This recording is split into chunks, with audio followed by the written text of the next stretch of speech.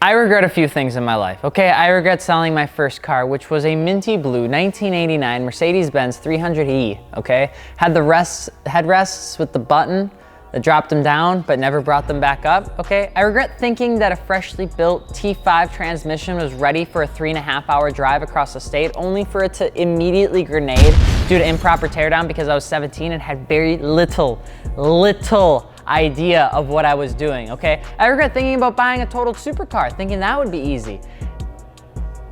That one's fresh, okay? Just don't buy a totaled supercar. Just go watch Branded Title. It's a hoot. Anyway, there are car trends, okay, that we would all probably like to hope never get brought up again and just stay sleeping forever. Like, just don't come back, bud. You can just stay away. I'm Alex at.fi on Instagram, and today we're gonna be talking about some of those car trends, those older regrets, those older things that we used to do that we just wish we never had to bring up again, like that awkward high school yearbook photo, just a little bit of cringe, lols, haha, rar, with the A and the W and the whole thing. You know, we're gonna be talking about car trends that we probably regret. And if this is your first time watching a Fitment Industries, bonjour. I'm so cultured, all right? Welcome. Don't forget to subscribe so we can keep making banging videos like this. And if you're looking for aftermarket wheels, tires, or suspension for your French car or otherwise, be sure to check us out over at fitmentindustries.com, where we literally have everything, including a gallery where you can see what does fit your Mazda RX-8. Because if I get asked that question one more time on Instagram, I'm gonna cry, all right? It's pretty much the same thing. You can just go out there, make sure you don't have bunk fitment, you can pick it out. It's pretty much, it's awesome, all right? No joke. Everything you could want, we have it, I promise. If I see a comment that's like, would you have my will to live? Yeah, we got that too, all right? You ever see a car slammed on the ground? Beautiful. When we look at car trends, it's always important to remember, just like that old haircut, it was once in style, okay? It's just not something you'd wanna run nowadays. I had a bowl cut. It was a long time ago, I regret it, but hey, you know, the hairstylist, she tried her best. Starting off right at the beginning would be the fake carbon fiber vinyl, or like the fake wood wrap that used to be extremely popular back in the day. And I remember this because specifically it was really easy to get your hands on that fake carbon vinyl wrap. Now that's still out there to this day, but for the most part it's not as common anymore. But back then it was pretty gnarly. People could buy fake rolls of carbon fiber or wood design, wrap their mirror caps, they go and they'd wrap their interior pieces, they go wrap their door handles, they go wrap more door handles, they'd wrap like everything they possibly could. They'd wrap their badges. I mean, everything you could possibly handle without much fuss. And for the most part, it wasn't the worst thing in the world, okay? But problem is that the weaves would all be going like different ways on the pieces, and the parts were all vinyl wrapped, so they peel due to heat, or it'd fade in 2 weeks because of California has a monster of a sun. Now, this is something that people still do, and it doesn't necessarily always look terrible. The problem is that you can usually just tell the difference between real carbon fiber and fake carbon fiber. And a lot of times when the weaves are going all sorts of different ways, especially when they're mounted up in your interior, it starts to look a little bit wonky. But you can still do it, just do it in good taste, you know, just a little bit here and there. Don't just wrap your entire front end in carbon fiber vinyl, okay? What do you want from me? I'm sorry.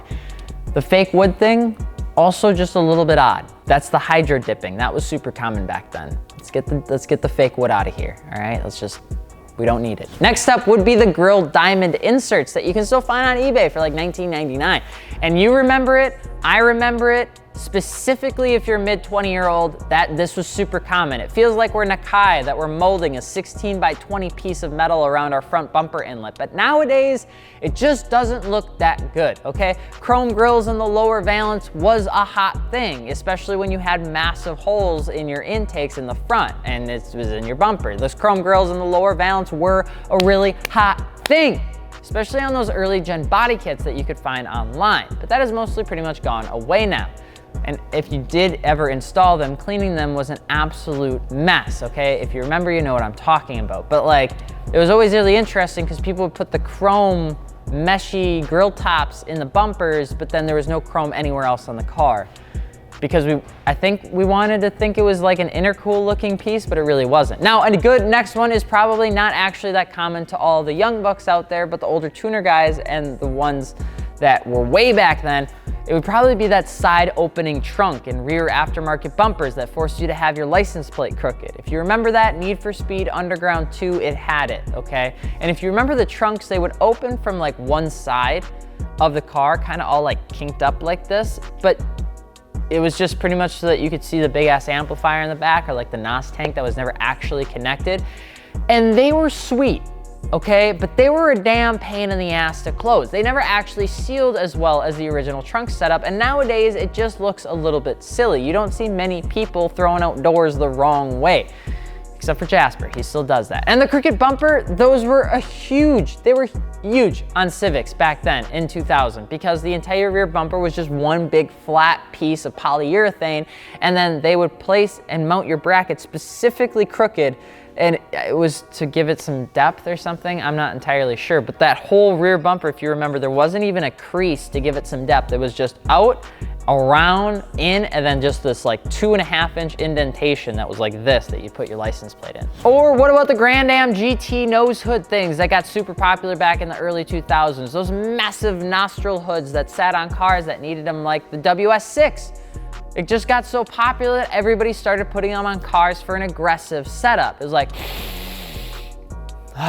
the car community was playing Angry Birds before Angry Birds were even a thing. And if you remember, it was super common on a lot of tuner cars. The bigger those inlets, apparently the better. Then you match that chrome grille mesh that you had back in the day to that insert or to the whole nostril hood, and it was a weird time for everybody involved, okay? And then we used to do this weird thing where when we owned a Mitsubishi Eclipse, and people would take the taillights out of other makes and models and mold those taillights onto a different platform.